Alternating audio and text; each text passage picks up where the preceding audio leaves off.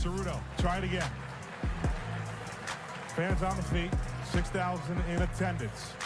The payoff is flied into right field, going back at the warning track, at the wall. It's gone! Go ahead, 3-run home run for the senior! Peter Ceruto has given the Indiana Hoosiers the lead. Hello and welcome to Talking Hoosier Baseball. We are recording this on Thursday, April 4th, 2024. I am Carl James, joined by Chris Feeney, Cassidy Palmer, and IUBase.com reporter Zach Horwitz. Zach, welcome to Talking Hoosier Baseball. Thanks for having me. Yes. Yeah, Zach's been doing some fantastic work on the site for us. So go to IUBase.com.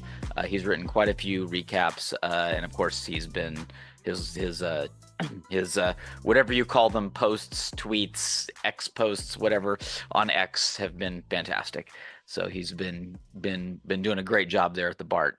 The Indiana University baseball team had a 3-2 week this past week, including splitting a 4-game series with Butler and flipping the script on Indiana State in a big comeback midweek win on Tuesday. So since this is Zach's first time on Talking Hoosier Baseball, we're going to go right to him. A series split with Butler was disappointing to say the least, but a winning week overall is at least a little promising. What have you seen from this team so far, and what do you think they still need to do? Yeah, I mean, it was definitely disappointing to take 2 of 4 from an in-state team like Butler, but I think the team really learned a lot this week.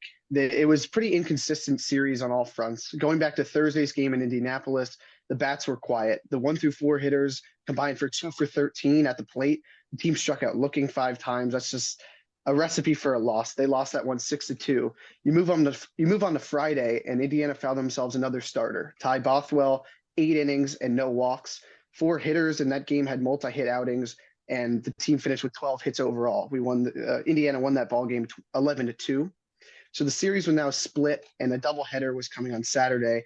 Connor Foley on the bump, and Butler really used the bottom half of their bullpen, almost surrendering the game to the opposition of Foley there.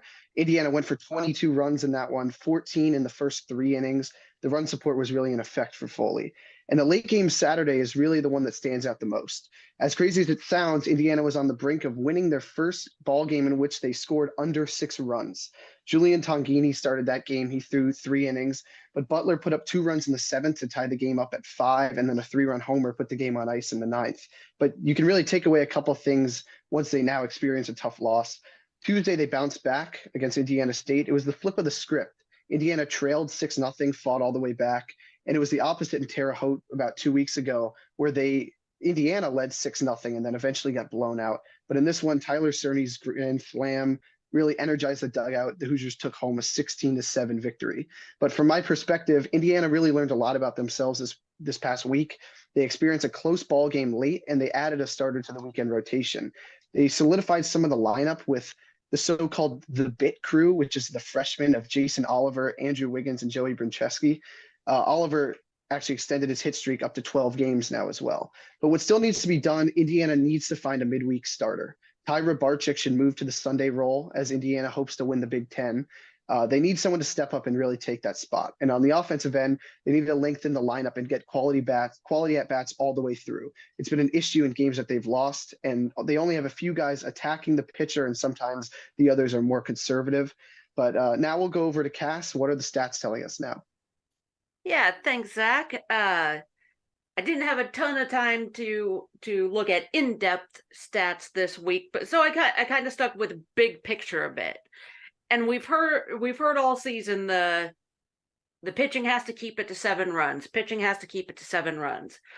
Well, what does that actually look like?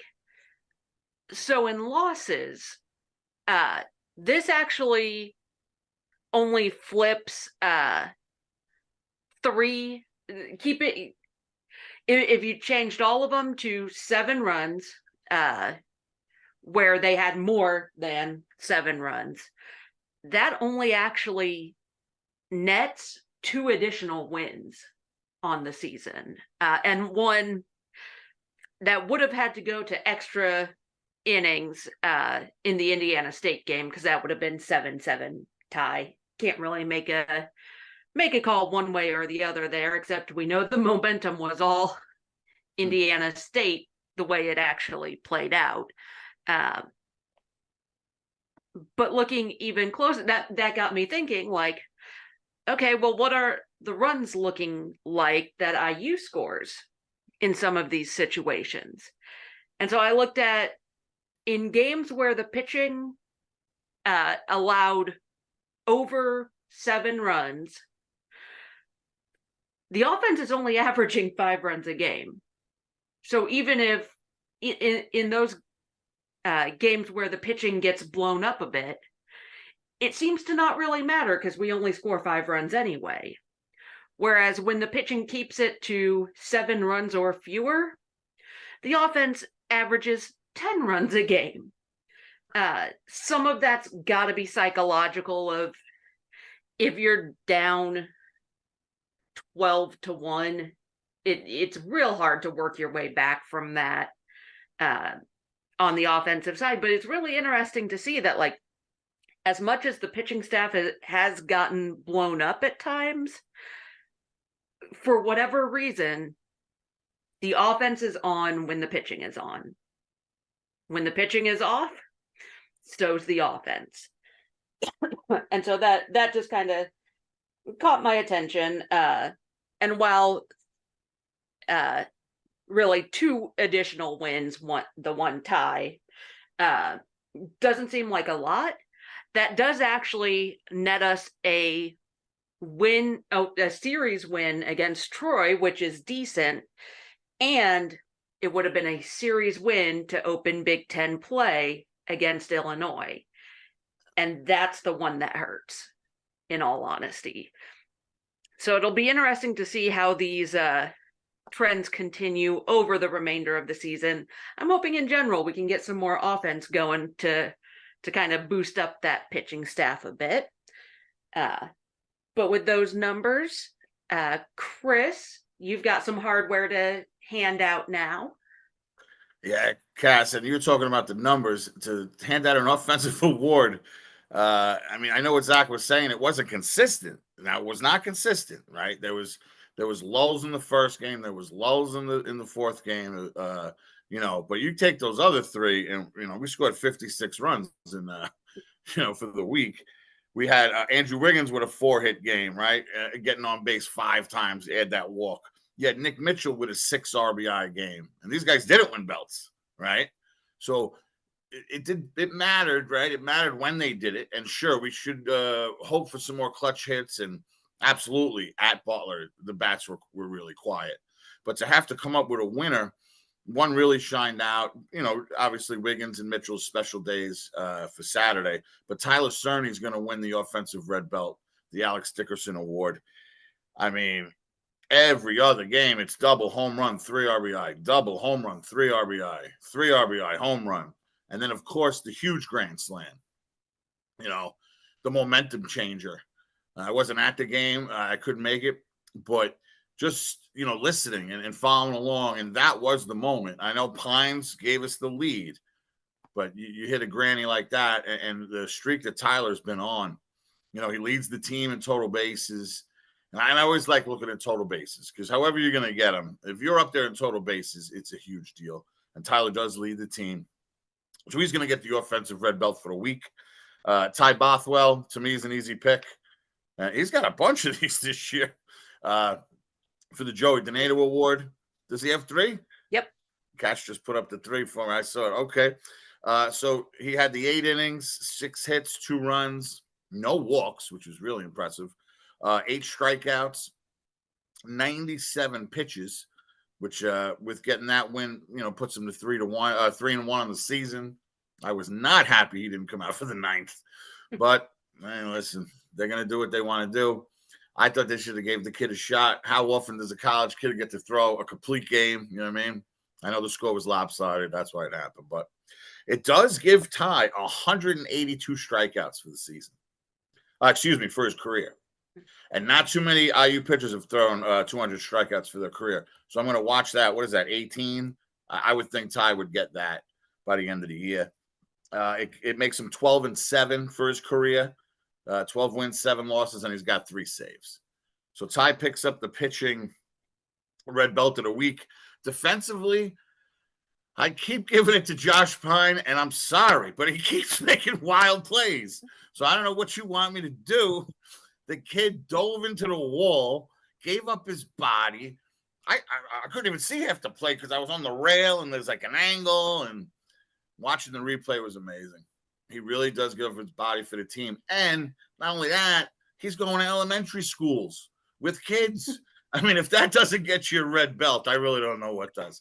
No, but Josh Pine would have earned it either way, whether he went to Grady's classroom or not. So it's Ty Bothwell, Josh Pine, and Tyler Cerny for the belts this week. Now, I know we talked about this last week, right? That, we were ranked real high in our minds, right? In the beginning, we made the rankings, national media attention. That's kind of dipped down a bit in the past few weeks. I really am happy we grabbed that win against Indiana State, though. I feel like that was one of the last real marker wins we were going to get non-conference. But, Carl, why don't you talk about a little bit nationally and numbers-wise, kind of where we really are right now. Okay. Yeah, I dug into it. I'll be honest, it doesn't look too good. Mm-hmm. When I started if you go back to what I wrote back when the schedule came out, based on the records and the performances of the opponent teams in 2023, basically just take those records and plump them into 2024. It's not going to be exact.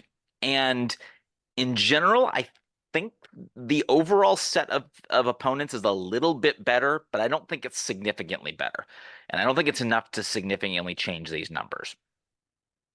But the way it came out, the way the math came out, Indiana was targeting a record of 39-17 to feel good about an at-large bid at the end of the year. Indiana is now at 16-14. So if you do the further math, that is requiring that the team go 23-3 down the stretch, which is a little beyond what I think is plausible at this point. The remaining schedule includes 3 series against all 3 teams that are projected to be in the postseason from the Big Ten, Nebraska, Maryland, and Rutgers. And it also includes a midweek at Louisville. So what's the good news? Well, the good news is you've got a road win at Coastal, you've got a neutral win over top-10 Dallas Baptist, and now this home win over Indiana State. So there are 3 marquee wins against really solid mid-major programs. So that's a little bit of a boost to the resume. But even with that, the RPI has got to be in range. And with a 16-14 record, that is just a big part of this just requires winning baseball games. And that's just not what they've been doing up to this point. Warren Nolan right now has an algorithm, which I only looked at it once because last year when I looked at it, it would change every half hour. But the brief snapshot I looked at here has Indiana going 14-12 down the stretch,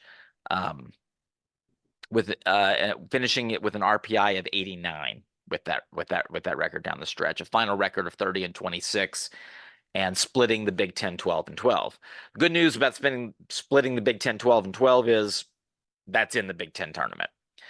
But that result, of course, then means needing to win the Big Ten tournament all the way through, win the whole thing to get to the postseason. So let's say we flip 5 of those remaining games, and instead of 12-12, Indiana goes 17-7 in the Big Ten tournament, winning the league outright. I think that's all it's going to take, honestly, given how tight this group is. I think you're going to see some weeks that are going to surprise people. We've already have. I mean, I think, Michigan beating Maryland was a surprise. Well, frankly, Illinois beating Indiana was a surprise. So, but I figured that would probably get the RPI into the 60 range, which normally is not an at-large bid, but you pair that with multiple marquee wins, because it's not just those 3. It would have to include, the 3 series I was talking about. You include those and having a Power 5 conference championship under the belt, that's an at-large bid. So that is one, not crazy, not RPI based, but one semi-realistic opportunity if this team really turns a corner here. Was really a turning point, and the team goes on a crazy tear to finish the season 17-7 and win the Big Ten. You also have to look. But even with that, you might also then have to assume running the table in midweeks, and I don't know how likely that is, especially with Tyrai, likely moving to Sundays. To the point that Zach made earlier, they're going to have to figure out some things on weekdays, which may just come down to they're just going to have to out-hit whoever they play. It's just, hey, they may just have to win these games 13-11 and not. But we'll see. But and to Cass's point, that seems to be what they're doing. If they can get off of that L, if the pitching gives up runs, well, you need to match that. So either case, in my opinion, at this point, there's going to have to be some sort of conference championship involved, whether that's regular season or tournament, for Indiana to see the postseason. I can't, given the past month's performance, predict that scenario at this point. But it's not also, would not be horribly surprising either way. So I think right now, kind of that focus needs to be doing as well in the Big Ten as possible, to not only clinch that berth, but clinch it soon. If we can remember how nerve-wracking it was that last week in 2022, when the team ended up backing into a into a berth, I think it's important to kind of clinch that the week before that. Make that Michigan series not actually matter all that much, so that whatever the team needs to do pitching wise in order to set themselves up for the best possible way to win the tournament, they want to do that. So that means getting off to a really, really great start right now. They got to start immediately. And speaking of that, tomorrow night, it's the Hoosiers and the Turtles. Cass, what can you tell us about Maryland? Yeah, thank you, Carl. Maryland, or the Cardiac Terps, as they've been this season, and I'll go into that a little bit more later. They are currently sitting at 21-8, including a 3-3 even split in the Big Ten. They went 2-1 versus Michigan State in their first Big Ten weekend, and then they lost 1-2 against Michigan last week. They're currently sitting 30th in the RPI, and they actually had a 23 consecutive Big Ten series win streak snapped last week by Michigan. They are still, because that was at Michigan, they are still working on a pretty impressive Big Ten home series streak. Their last Big Ten home series loss was May 3rd through 5th of 2019, not counting the pods. Throw all of it off. I'm not counting the pods. Those were weird. So true series, their last loss was May 3rd through 5th of 2019 to Michigan. So they have 10 straight home Big Ten series that they've won, and they've become the Cardiac Terps this year because they keep winning these 1-2 run games. 31% of their games so far have fallen a 1-run differential, and 45% have been within 2 runs. They are 8-1 in 1-run games, and they're 11-2 in 2-run games. And I saw something like they've ended games in the final at bat, which I'm assuming has walked it off, but like 7 times. It's absolutely insane. So don't be surprised to see comebacks. Don't be surprised to see close games, because they seem to thrive on it this year. On the offensive side, this kind of starts and ends with the Hakopian brothers.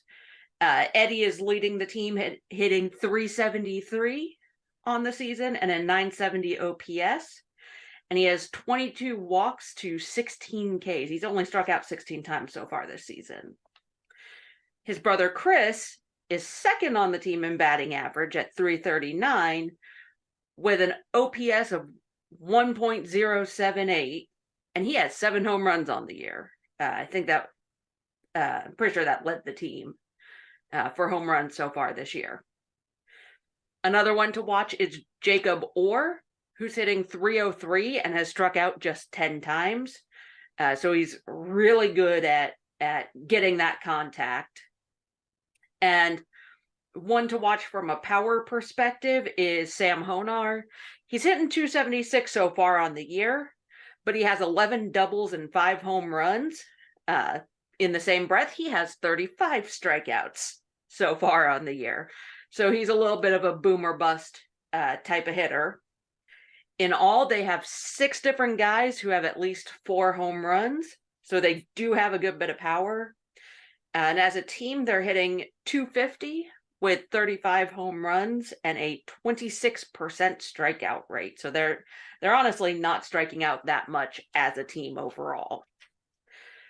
On the pitching side, for once, we actually know 3 starting pitchers. We don't have TBD versus TBD for Sunday. On Friday, we're going to see Kenny Lippman. He's got a 5.46 ERA in 29 2/3 innings pitched. He has a whip of 1.69, so it's on the higher end. But he does have 27 strikeouts in those 29 2/3 innings of work. He did have a little bit of an issue with Michigan. He went 3 1/3 and gave up 5 earned runs. Meanwhile, against Michigan State, he went 6 innings, giving up 3 earned runs, no walks to 4 strikeouts. On Saturday, we've got Logan Coaster. He has a 4.54 ERA and a much better 1.27 whip in 37.2 innings. And he's had a little bit of a up and down start to Big Ten play. Against Michigan, he went 1 1/3 innings, giving up 8 earned runs, walking 2 and striking out none. In comparison, against Michigan State, he went 7 1/3, giving up 2 earned runs. So a bit of an up and down start to Big Ten play for Logan Coaster. On Sunday, we're going to see Joey McManus, which was a little questionable. He has started both of the Big Ten Sunday games, but did not start all of the non-conference Sunday games. He's actually looking the best ERA-wise out of the starters at 3.76 ERA in 26 1/3 innings pitched. Against Michigan, he pitched 4 innings, gave up 3 earned runs, issued no walks, and struck out 5.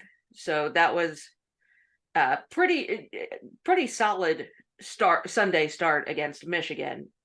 And then against Michigan State, he threw 6 innings, giving up just 2 earned runs. So he's been a little bit more consistent than the others as far as Big Ten play. The one big one to watch out of the bullpen for Maryland is Logan Barrier.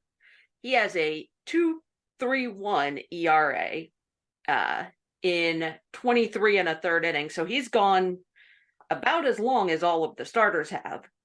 He has a 0.94 whip. He does not let people on base. He's issued 4 walks compared to 22 strikeouts. When he's in, don't expect a whole lot of offense to be going on. As a whole, the staff has a 4.96 ERA. and 121 walks to 199 Ks. And they're holding opponents to a batting average of just 250 even. So this is going to be a tough staff to hit, but not an impossible staff to hit.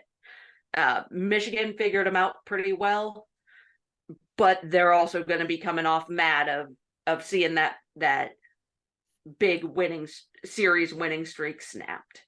All right. Well, Chris, there has been some more assignment activity for our Hoosier alumni. What info do you have?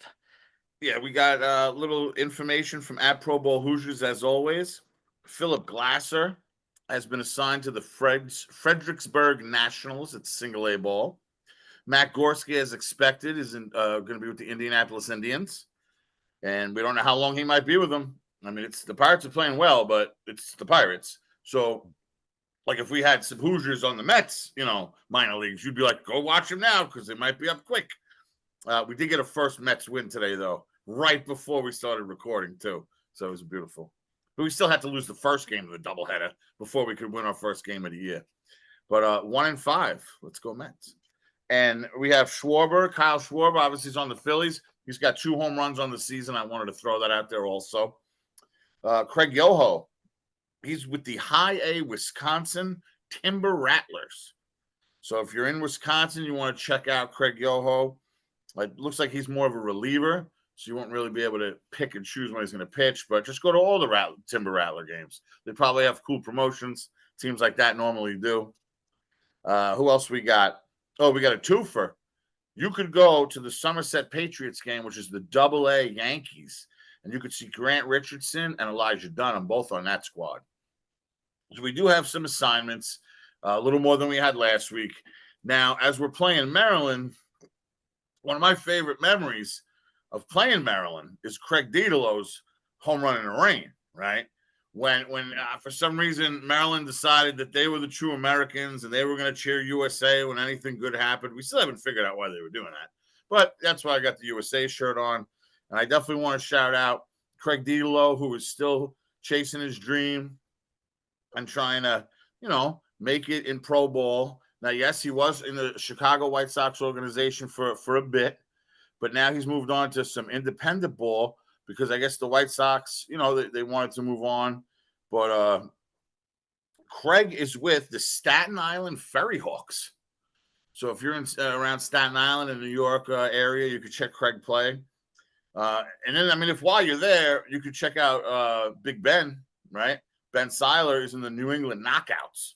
So I would think they would play each other a lot. There's probably no more than like 4 teams in that league, 4 or 6 maybe. So there's probably a lot of interaction. So you could see Didelo and you could see Ben Seiler. A couple of free agents, that are still out there that you never know who might get picked up is Caleb Barriger, Cole Barr, Matt Litwicky, Braden Scott, and Tommy Summer. So those are some guys to keep an eye on as far as our alumni. But again, you never know who's going to get called up, right? Sal Frank could get called up anytime from AAA. Heron's already in the majors, like we know. Keep an eye on, and see what happens. Follow your Hoosiers and see where it goes from there. Now, obviously, to these current Hoosiers, coming off that big win against Indiana State, I wasn't able to be there. Like I said, Zach, what was the vibe talking to Coach Mercer after the game? I know there was the Brock Tibbetts injury. Did he discuss that at all? And what was the vibe after that big win? Yeah, so we started out, he was really talking about how the team is coming together, that over the Butler series and then that Indiana State win, they focus more on energy in the dugout and saying this is a game. It's not a job. It should be fun. So meanwhile, they're focusing to play the game rather to win, or they're playing the game to win rather than to lose. Play not to lose. It was on the whiteboard in the indoor facility over there. It sounds simple, but the pitching staff needs to go out there with a purpose and convert each pitch. That everything, they need it for a reason. Don't just go out there and throw the ball. And at the plate, as I spoke earlier, they need length in the order. Nick Mitchell was moved down from the leadoff spot to the 5th hole, 5-6 in the Butler series. As Chris said earlier, he had a 6 RBI game. Jason Oliver was in the 9 hole, and Jeff Mercer just couldn't keep him there with all that production. He's now hitting 379 on the season. And then it came over to Tuesday, and Josh Pine, he was slumping a bit, and he put him in the 9 hole, and he crushed a home run in Tuesday's game. And also on Tuesday was the whole thing about Josh Pine visiting the elementary school, which was today, Thursday. It all worked out. So that was cool to see. And then with Indiana's lineup, they can play with some of the best in the country. They hit all the way through the lineup. And you hope Brock Tibbetts is healthy. We didn't really hear much of an update on that. But Jake Stadler, he's held it down behind the plate, and Joey Brincheski over at first with the absence of Tibbetts as well. The team, he really was just saying the team is coming together at the right time. Jeff Mercer is confident that they'll go on a run. And I really think if they have a solidified weekend rotation of Bothwell, Foley, and Rabarchik through the future matchups, I mean, they can really run the table in the Big Ten. All right. Well, now we will get into our Big Ten pick'em, and it's been an exciting. We had the biggest week. Week 2 is the biggest week because Indiana was on a bye, so we had 6 series, and we had some shakeups. Cass came in with a 1 series lead on Josh and Zach, and Josh and Zach cut into that. They were 4-2 on the week. So we end up now with Cass, Josh, and Zach are all tied at 6-3. I am 2 series behind now at 4-5. And Chris has now tied me. So Chris is now at 4-5. Yes. Because Chris also actually had a very good week. He was also 4-2. It was a different 4-2. Yes. Specifically that he was the only one to pick the Ohio State series. Mm-hmm. But he was also the only one to not pick the Illinois series. So I'm telling you, they're the top team in the Big right now, and they did not impress me. They did not. We should have beat them. And what are they? 4-1, 5-1, right? Top of the table, right? Yep. It doesn't make sense to me. They really did not look that good. I felt like we lost those games more than they won them.